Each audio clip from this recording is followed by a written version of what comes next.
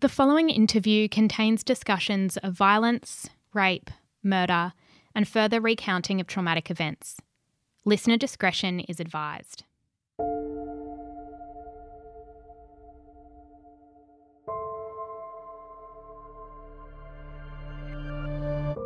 It's Easter Saturday and Aaron Leeson Woolley and Stephanie Scott are invited to a party in Canowindra, about 3 hours from where they live in Leeton. 26-year-old Stephanie decides not to go.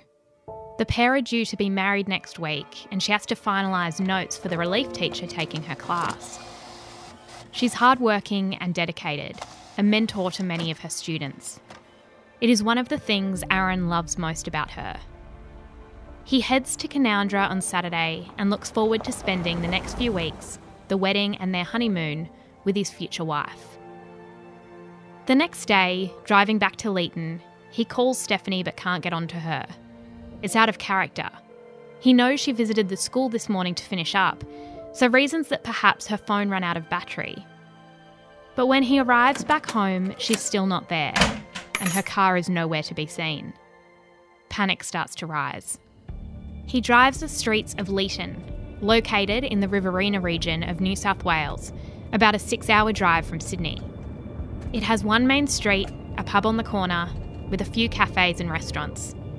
Still, there is no sign of Stephanie. By the date of their wedding, the following Saturday, Aaron would know what had happened to his fiancée. And instead of standing at the altar, wearing a suit and reading his wedding vows, he would be in a yellow t-shirt, surrounded by hundreds of people who knew and loved Stephanie. She just wouldn't be there.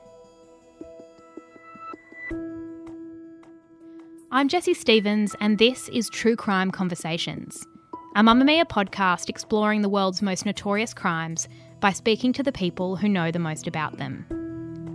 In this episode, we're speaking with journalist and author Monique Patterson about the murder of New South Wales teacher Stephanie Scott. Monique was a local reporter in the town of Leeton at the time of Stephanie Scott's murder. As such, she was one of the first reporters covering the case and one of the few people from the media who could convey the enormity of the tragedy that befell this small town. Monique has since gone on to pen a book about the case titled United in Grief, the tragic story of Stephanie Scott's murder.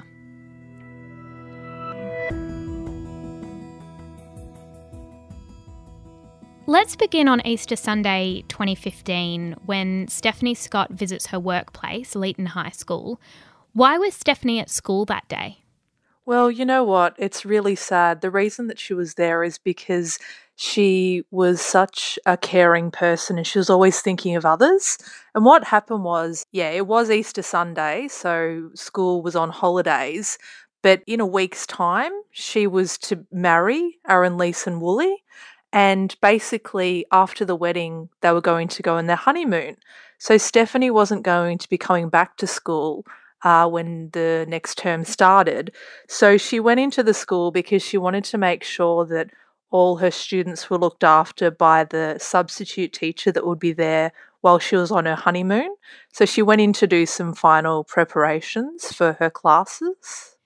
And she was engaged to her long-term partner, Aaron. She'd been with him for a while, hadn't she? What do we know about their relationship? Well, what we know is that they actually both grew up in Canowindra. And basically, they had been together for 5 years prior to 2015. They'd been friends before they started being in a relationship, and they actually worked together at the local IGA. I think that they actually got together at Aaron's 21st birthday, and they'd been inseparable ever since, even when Stephanie moved away to go and study to be a teacher at university in Wagga. They had a long-distance relationship, and when Stephanie got the job at Leeton High School as a teacher, which she was very excited about, that's when the two moved together to Leeton. What sort of town is Leeton? How would you describe it? It's a very typical small country town. It has a population, I think now about 11,000 people. It's basically just got one long main street and people are very friendly. And you find that if you walk down the street, all the locals, they're on that country town time. They don't seem to be in a hurry. They all seem to just linger and, have a chat with everyone they see down the street. It really does seem like everyone kind of knows everyone else, and when they go into the news agency in the morning or, get their milk and bread at the local shop, they all seem to allow an extra 10 to 15 minutes because they're going to run into at least two or three people that they know and stop and have a chat. So it very much has that small country town feel. And as I said, you feel like they're on different time than, say, if you're in the hustle and bustle of a city like Melbourne, a lot more relaxed and taking their time in getting from A to B. You mentioned with Stephanie that it was sort of indicative of her character that she would be on a Sunday at school setting up something for a relief teacher. How would you describe Stephanie? What kind of person, from sort of, what her friends and family said, what kind of person was she? She was selfless almost to a fault. Like, she always was thinking of others first. That was in all aspects of her life, even when she was planning her wedding. So basically, she was planning her wedding and she was doing lots of it herself. And everyone that I spoke to said that rather than her talking about being, her day, as a lot of people do, and it was her day, she was just saying, no, I just want to make sure that every single person that comes has the best day ever. That's just an example of her being selfless, but also as a teacher. She not only was a teacher, but she also became a mentor to a lot of students, and a lot of students sought her advice outside of class, just on issues that they were having at school or even out of school. And the other thing that everyone said that she was so selfless is that she wasn't afraid to have a joke at her own expense. And the reason that she did that is so that other people would feel comfortable. And that was her. She just was always thinking of others, and she was very caring. I don't believe she had a judgmental bone in her body. She actually comes from a family where they all seem like that. She was just a beautiful soul who everyone that met her just remembered her because she was beautiful on the inside and on the out. And Aaron was expecting her home that afternoon. They had dinner plans, didn't they? They sure did. They had a reservation at a Leeton restaurant. So he was travelling back, and that Sunday night they were going to go out and have dinner together. And at what point did he start to worry? Because he knows that she's sort of gone to school to finish off a few things, and then the afternoon ticked along.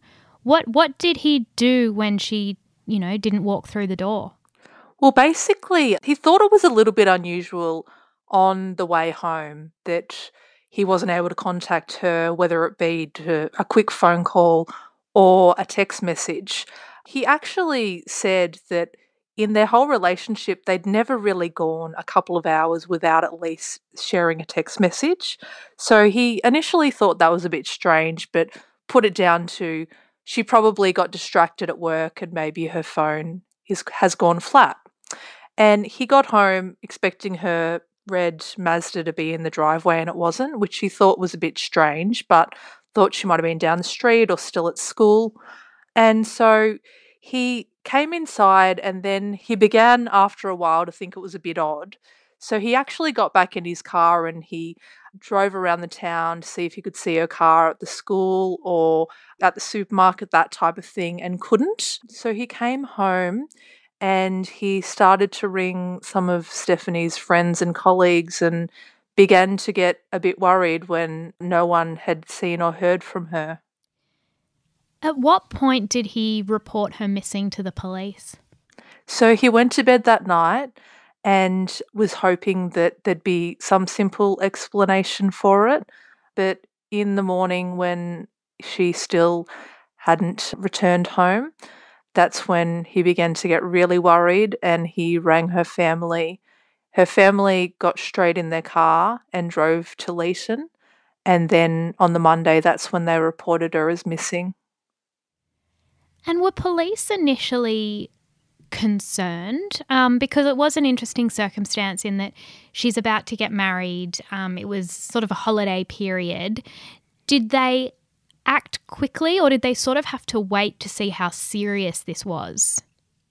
They did act quite quickly in that they were told by Stephanie's family and by Aaron that this was extremely out of character, that she wouldn't have got cold feet. She had told everyone, she was so excited about the wedding. And when I say they acted quickly, I mean, I think they did what they could in such an early stage. So basically, they got to work trying to find out when and where she was last seen.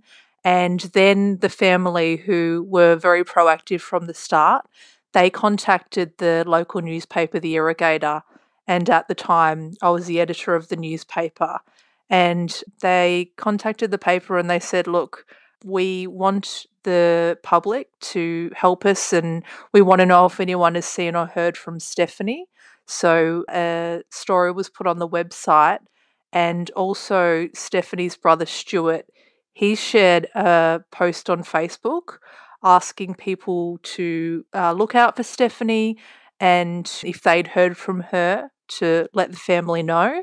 And that Facebook post, I think in the first hours and the first day at least, was shared about 1,500 times. So they were all very proactive from the start because Aaron and her family were absolutely convinced that Stephanie would never want to worry anyone else. It was just the exact opposite of what she would want to do. They knew that there's no way she'd want to put her loved ones through that. So they were very open in saying, no, this isn't right. We need to do something because Stephanie wouldn't do this. And sadly, as in all cases, I guess the police at the start did have to ask Aaron a few tough questions because in cases like this, you always look at people closest to the person and whether they may have some involvement. But he was incredibly open from the start. I actually remember I spoke to him, it may have been on the Tuesday, and I was just struck by how honest and open he was. I asked him some really, personal questions. For example, has Stephanie touched her bank accounts?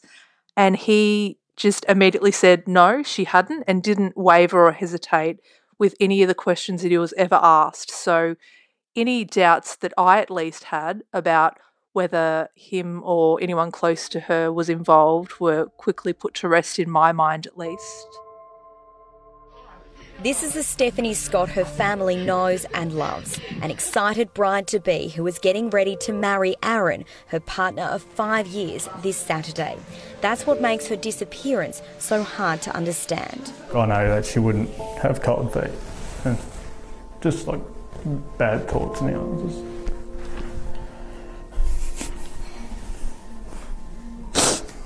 She sent an email to a bus company just confirming that she'd paid the final deposit at 12:59 p.m. and that's it. It's the last time anyone's heard anything from her.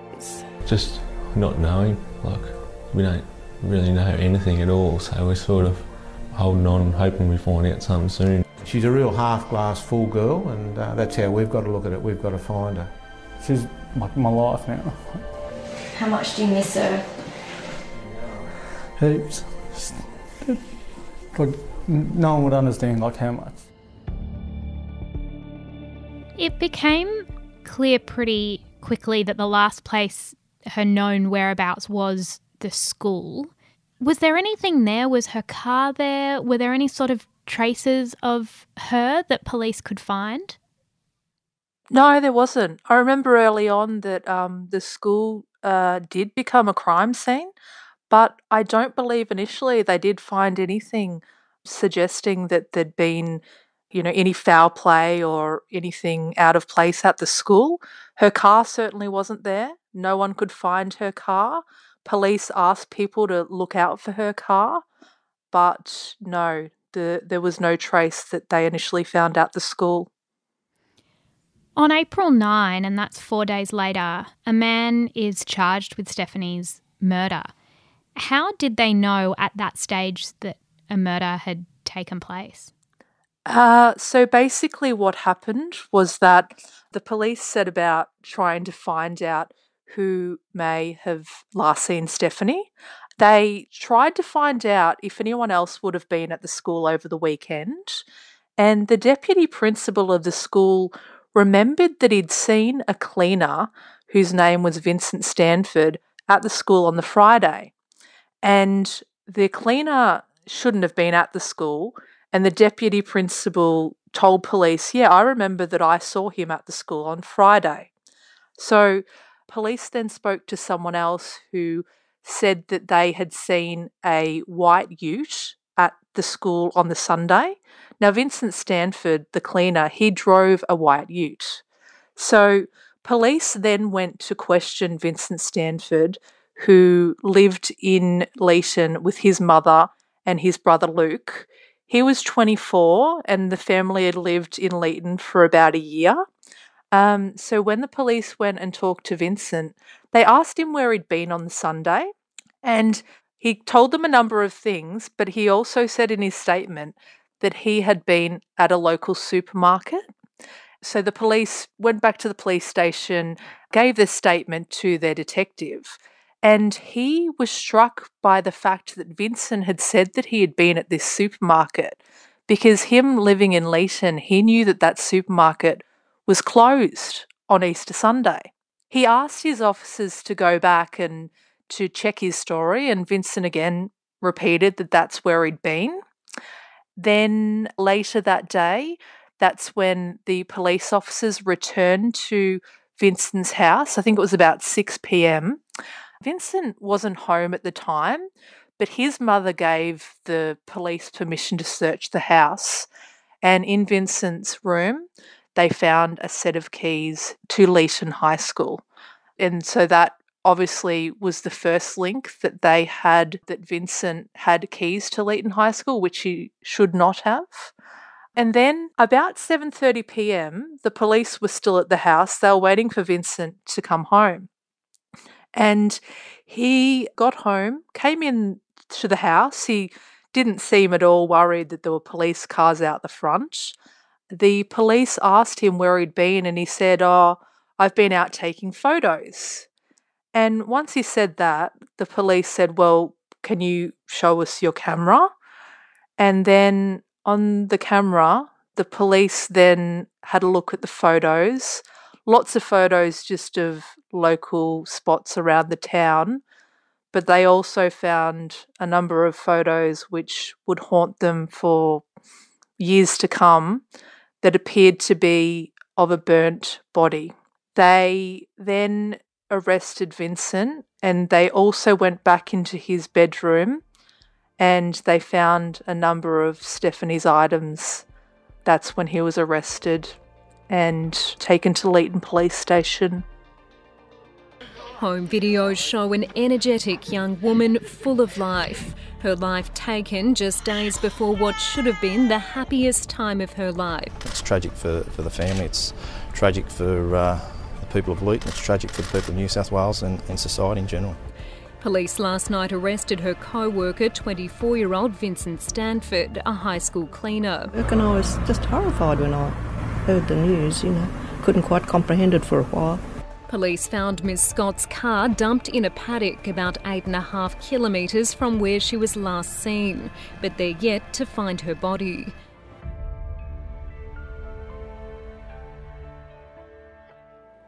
What kind of person was Vincent Stanford in terms of his disposition and sort of his personality? How did people describe him? People described him as very much detached from the world.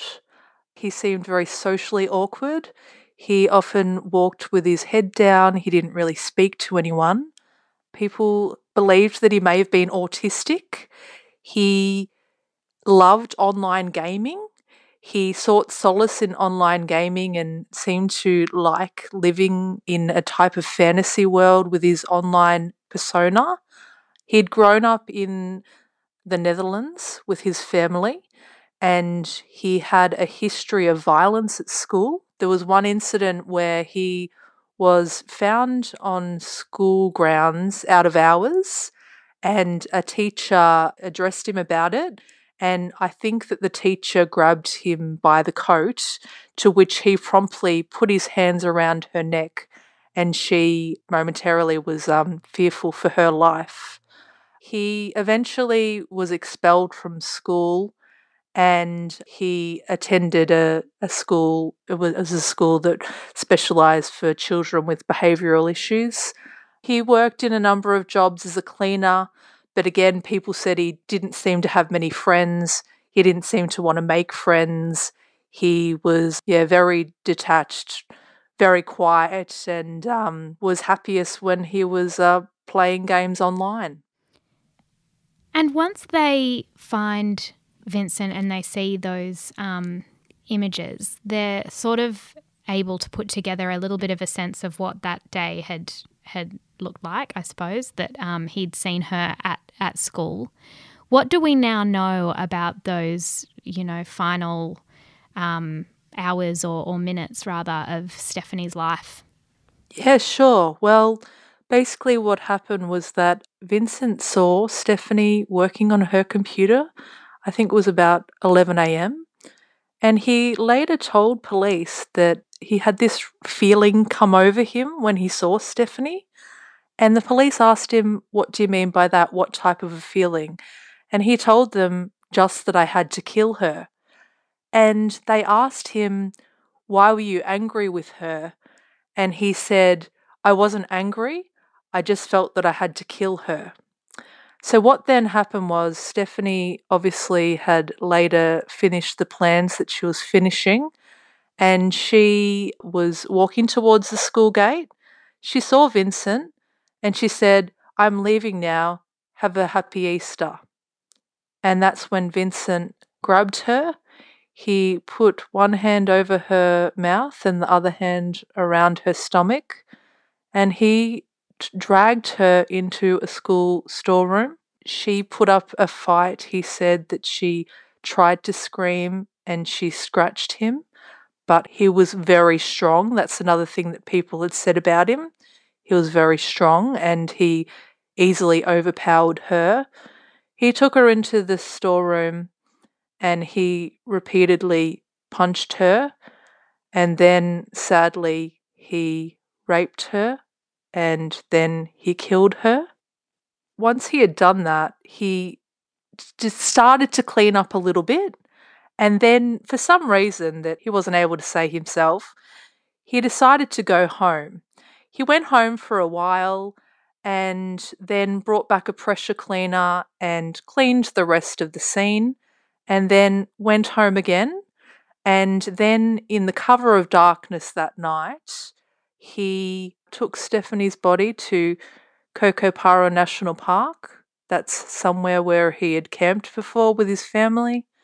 And he burnt her body, and he had taken her in her car to Kokopara National Park, and he drove home early on Monday morning, and he dumped her car at Wamoon in a field that's about 9 kilometres outside of Leeton.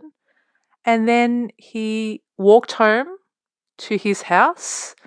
He came in and his mother thought that he'd just been out on his regular morning walk. And after that, he went to the supermarket with his mother, went shopping, and just went on about his day as he usually would. How did his mother react to him being charged and the kind of, horrific things he was being accused of doing at that stage? Well, we don't actually know a whole lot about how she reacted. What we do know is that she was in talks with the Leeton Mayor, Paul Mason, and he said that he had been talking to her and basically that she was devastated and she wanted through him to pass on her condolences to Aaron and to Stephanie's family. So she was obviously devastated by what had gone on. And we do also know that her and Luke, that's Vincent's brother that he lived with, they were beyond helpful to the police. Nothing was too much to ask of them. So that's what we know about that. We also know that in the days after Vincent was charged, they left town. They obviously didn't want to stay there to be reminded of what Vincent had done, and I guess they might have also worried that local residents would have somehow thought that they might have known more than they did, but I believe they did everything they could to help police. There was a member of Vincent's family who was implicated in this, his twin brother Marcus, who was arrested shortly after, I think a month after. What role was he accused of playing in Stephanie's killing? Yeah, it's a really interesting question. And the funny thing is that after Vincent was arrested, and particularly with the fact that Stephanie's car had been found 10 kilometres outside of Leeton, there was a lot of speculation in town about whether or not he acted alone. People wondered, well, how did he get back to Leeton 10 kilometres? Did he have help? Did someone come and pick him up? And when Marcus was arrested, the immediate speculation was that, well, maybe Marcus had actually been involved and helped Vincent, picked him up in the car or something like that. However, we quickly learned that that wasn't his involvement. Marcus lived in South Australia, and he was in South Australia at the time of Stephanie's death. What we did find out is that I believe it was the day after Stephanie's murder, Vincent rang his brother. They were talking about normal things, and Marcus thought he sounded a bit odd, but he didn't think much of it. Anyway, what Vincent said to his brother was that, I'm going to send you something in the mail, hold on to it for me. And Marcus was a bit surprised and didn't know what he meant, but agreed to it. What Vincent sent Marcus in the mail was Stephanie's license along with her engagement ring and a ring that her family had bought her when she'd graduated as a teacher. As I said, Vincent had asked Marcus to keep them for him, and then there was some sort of discussion in that Vincent then later said that he wanted him to get rid of them. So in what would really, really outrage so many people, Marcus actually sold the rings at a pawn shop. And I think he got something like $700 or $800 for the 2 rings. And the rings were never able to be returned to Stephanie. He was charged with accessory after the fact with regards to Stephanie's murder, which means that he in some way helped to cover up some of the evidence in relation to proving that Vincent was the person who murdered Stephanie. He showed some remorse and said that he believed it was misplaced loyalty in regards to his twin brother. A lot of people questioned whether he really was remorseful. And one particularly chilling thing for me was that one day when I was sitting in court and Marcus was appearing via video link, he must not have realised that he was already on screen and he was being shown in the court where all of Stephanie's family was. And Marcus appeared to be sharing some sort of a joke with the prison officer. And that really angered me because it just seemed like he wasn't actually taking it very seriously at all. So I think all in all, he spent 14 months in prison and was eventually released on time served, which outraged a lot of people who thought that he should have got a sentence closer to somewhere like 10 years for helping Vincent cover up some of the evidence. Now, a cleaner from the same high school where she worked, Vincent Stanford, he was arrested and charged over her murder. And last week he appeared in court and he has also been charged with the victim's rape. Now, his twin brother, Marcus, has been arrested here in the Adelaide Hills. New South Wales and South Australian police swooped on his property at Forreston early this morning, where they executed a search warrant and arrested him. And although it's a very small, tight-knit town, the locals we've spoken to say they hardly knew him. Nothing ever happens here, so I'm a bit astounded, really. It's quite shocking news, actually. It's quite a sleepy little town here in Forreston. I don't know anything about Marcus other than his name and that he lives there. Every few days I'll wave and say hello, and that's about it. No, I've never seen him, never heard of him before. Now, Marcus Stanford will remain here in police custody until 7 o'clock tomorrow morning, where he's handed over to those New South Wales detectives. It's expected he'll be flown to Sydney at about 9:30 South Australian time, and he will face court once he arrives there, Rob. Was it thought that he knew exactly what Vincent had done, or did he plead ignorance and that he just did what he was told? He said initially he didn't know what he had done until he heard about the disappearance of Stephanie, and then he said that he began to wonder, and then when he saw that a 24-year-old cleaner had been charged, he claims that that's when he found out for sure. A lot of people don't believe that to be true. They think that he knew exactly what had happened from day one. And Vincent faced a court, and I believe that he pled guilty. What sentence was he given for his crime? He was given life in prison with no possibility of parole. The judge said that he posed a great risk to the community and he will never be released, which was the right sentence, I guess, in many people's mind, but small comfort to Stephanie's family and Aaron. He has said since that he doesn't mind being in prison because he likes the solitude that the prison cell offers him, which I'm sure is a bit of a slap in the face to Stephanie's family. But yes, so he was sentenced to life in prison with no possibility of ever getting out. And what's the relationship between the twin brothers now? I actually don't know the answer to that. I believe that Marcus now lives with his father. I know that Marcus went to visit Vincent at least a couple of times when he was in jail, but to be honest, no one has really heard from Marcus since the day that he was released from jail, so I'm not really sure on the answer to that, but I do know that there were times in their life when they were close and times when they weren't. So yeah, not too sure on that. As I said, no one has the public hasn't really heard from Marcus except to know that it's believed he's living with his father now, who he'd been estranged from for many years before all this happened.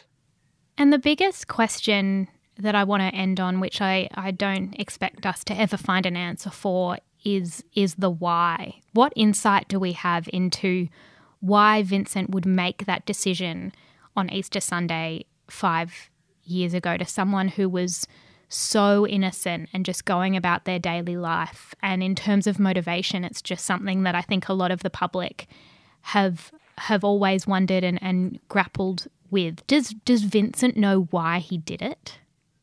He doesn't know why, and he actually said that he doesn't really think about it at all, what he has done.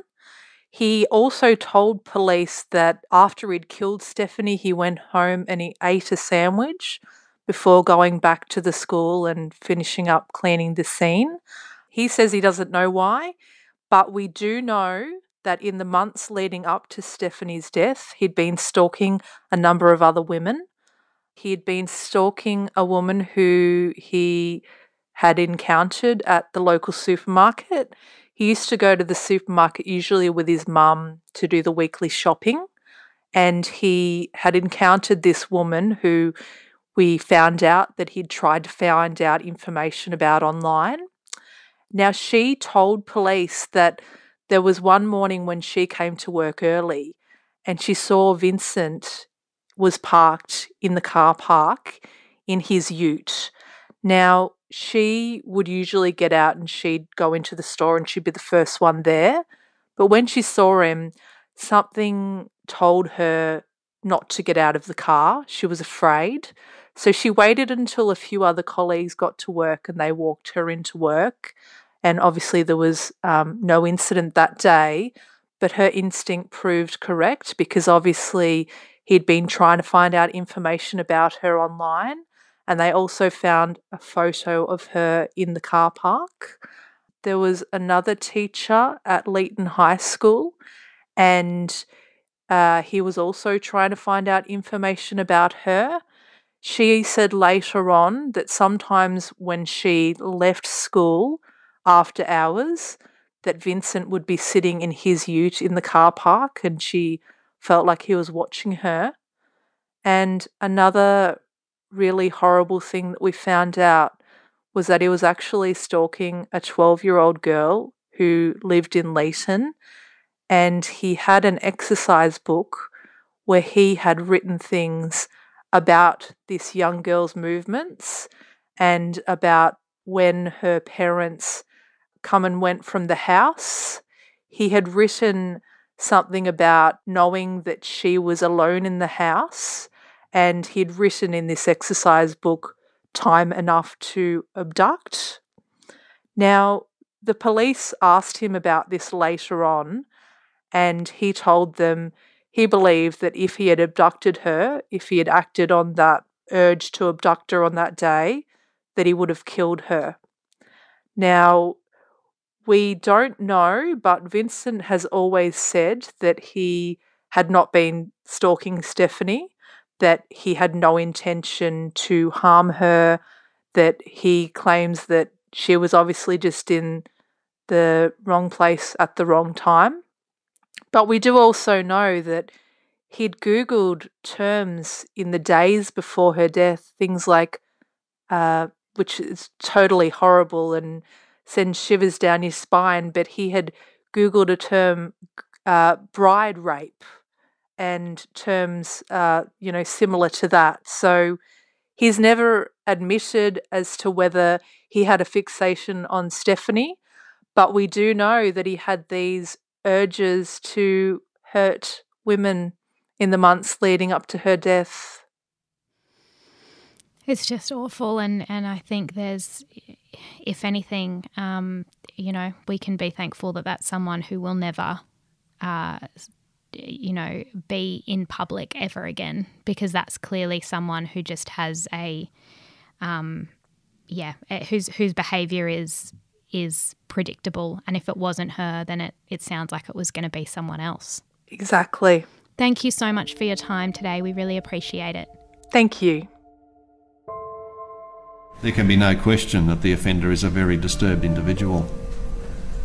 The evidence concerning his searches on the internet in relation to violent rape, his purchase of knives, handcuffs and other devices capable of use in carrying out acts of extreme violence, his surveillance of the child, together with the assessment, albeit guarded by Professor Greenberg, all indicate to me that the offender will, for a considerable period of time, represent a serious danger to the safety of the community. For the murder of Stephanie Scott, you are sentenced to imprisonment for life. For the love of our beautiful Stephanie, the past 18 months have been most difficult and harrowing time. So much has been taken away from us, and Stephanie has had everything taken away from her. Losing her has shattered so many lives, and we are all struggling with the consequences. We have had to show restraint in all we have said and done, and have had to grieve in the public eye. We will be having a cup of tea and a mint slice biscuit at 3, so please join us.